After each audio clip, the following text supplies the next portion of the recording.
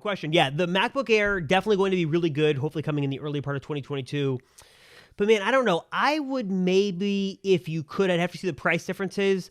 I might recommend looking at the 14-inch M1 Pro Yeah, just sure. because I feel like having a little bit more headroom, a little bit more Yep. versatility would be nice, especially if you do want to get into later on in your college career, or even post college, writing iOS apps or doing other development, or even if you sort of get into video work, whatever it happens to be, sort of having a little bit of that buffer there would be nice to see. Of course, the new M2 is going to be really nice on the MacBook Air, but I feel like if you're going to make an investment into a laptop now, and you are intending to sort of keep this around for a while, which most people will, I'm sure you will as well, I might just look at the M1 Pro because it might just be worth it. Even just like the screen and the ports and all that stuff aside, just having that beefier processor that's able to do more things might just come in handy down the road when you're doing things on that laptop you weren't intending to now. So I don't know if it really helped you make a decision either way, but hopefully we gave you a little bit of direction, a little bit of input.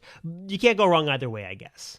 I would say that, of course, if you can afford it, I still think the MacBook Pro is probably the way to go. I agree. Mainly for one reason, which may not be in your case. You may know exactly what you want to do for your livelihood. But I don't know about you, Robert, but I switched my major. I know many, many people who switched their major. So don't let the computer be like the bottleneck there. Like, oh man, I got to get a new computer. Like, you never know what the future is going to hold. Maybe you will get into, I don't know, video or something like that. Like, or like 3D graphics, which also has a engineering / software component to it. Like, there's a bunch of things that could happen. So having that headroom may be worth it in the end. And I think it's like better just to buy one computer that's going to last you years than have to like think about, oh man, I'm going to need a new computer. But also, I mean, who knows? We can kind of just get into it now. There's rumors of this 2022 MacBook lineup, or Mac lineup in general. And this new MacBook Air is rumored to be coming. And if it is out by the time you go to college, then, that's a whole different story. So you can ask us that question when that happens. But I think that kind of wraps up our year in review for 2021. Let's, like I said, get into this 2022 wish list / rumor lineup. The Macs look like, we kind of talked about them before. There's not a huge amount of surprises that we're expecting, but what brought this into the forefront of the rumor mill this week was that Mark Gurman threw his hat in and gave his opinions on what he thinks is going to happen based on his insights. And whenever Mark Gurman says something, it's usually a much more elevated. People listen a lot more. But the idea is that we're going to be getting 5 new Macs in 2022. And some of them are a little surprising. So we're going to get that high-end iMac, which I think we're all clamoring for. We're really excited to see that. We're going to get this new MacBook Air, which we've talked about, with the M2 chip and the new redesign. We're also going to get the updated Mac Mini, which we were expecting to see this year, but that didn't happen. That's still supposed to be in the pipeline. Interestingly, we're also supposed to see an entry-level MacBook Pro, which is a computer we kind of both thought was going to get killed. Seems like maybe that won't happen. We'll talk about it in a second. And the last one is the new Mac Pro, which is the kind of big daddy, the last one that we're all waiting for to see what that's going to be. But 5 new Macs in 2022, and I think with all those, that will be the end of the transition to Apple Silicon. Matt, this boggles my mind. I don't see the value or the purpose of this entry-level MacBook Pro. I don't know. I think it would just do everyone a justice to simplify things, and you just have like this really nice, affordable, high-end 13-inch MacBook Air. Then if you want to step up, you can go to a 14-inch or 16-inch MacBook Pro. But Matt, please enlighten me. What could be the purpose of this entry-level MacBook Pro? Because I'm stumped. So I have ideas, but it's like it really comes down to why, or the confusion of this really comes down to the naming scheme. If it's a MacBook Pro, it's just like, that's so weird. Like, because we already have a MacBook Pro, but this is clearly not a MacBook Pro.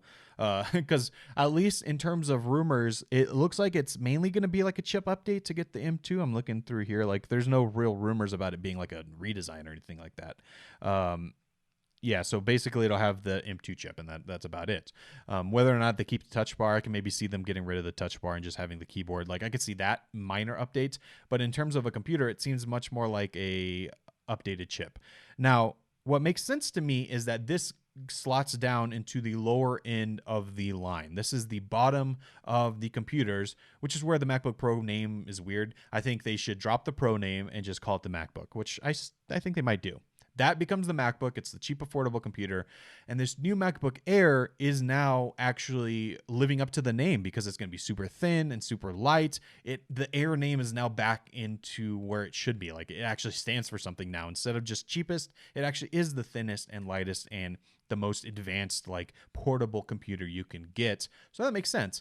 And then we also have the MacBook Pros up above it. So that would make sense in the line, but keeping that MacBook Pro name around just is weird. That does make sense. We actually talked about this before about Apple doing something with like or similar to the iPad naming scheme. So there's the base iPad, the iPad Air, and then the iPad Pro. So you sort of have a nice flavor for each person based on their needs and their price point. So I could see you'd have this nice sort of higher end MacBook Pro. You'd have the nice MacBook Air that sort of gave you more of the bells and whistles. And then the base MacBook or MacBook Pro, whatever Apple calls it, that's still really good, but sort of has some of the lower end features, caters more to the education or the business markets, that's sort of lower in price as the MacBook Air sort of ticks up in price. That would also make a whole lot of sense. Yeah, and I think I saw a rumor that it looks like the MacBook Air is going to be around like $1,100, maybe $1,200 starting. So, which I definitely called last week, according or whenever we talked about the MacBook Air.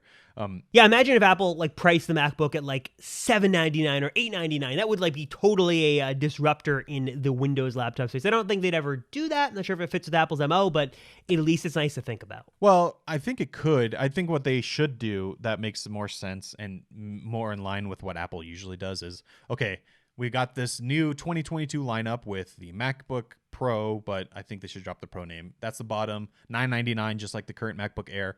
Then we have the new MacBook Air, $1,199. Then we have the MacBook Pro, which is way more expensive. That's a good line. But then they drop down the current M1 computers. Maybe they ditch the current M1 MacBook Pro and only have the M1 MacBook Air, and that is the $799, $899 computer. That would, I think, sell like hotcakes. I think it would be. I mean, you get it has Apple Silicon, it has a decent design, it's got a good screen, it's got Touch ID, it's got all that stuff, but it's also relatively affordable in the computer space. That I think would be a great way to go. You know, they always like to keep around their older devices and sell those for cheaper. I think that's what they're going to do here. I'm just confused of whether or not they're going to keep the MacBook Pro name around. I think the line makes sense. It's just the naming scheme that's a little weird. Hey, you made it to the end of this Apple Circle podcast clip, but there is a full episode. So if you want to listen to that, click the video over here. You can watch the entire thing. Or if you're someone who just wants to listen in your headphones, we have the audio version. Of course, links for that where you can subscribe and listen in your favorite audio podcast player is down below. And last but not least, the Apple Circle channel, where we have many videos covering everything Apple, is also linked down below. So be sure to check that out and get subscribed.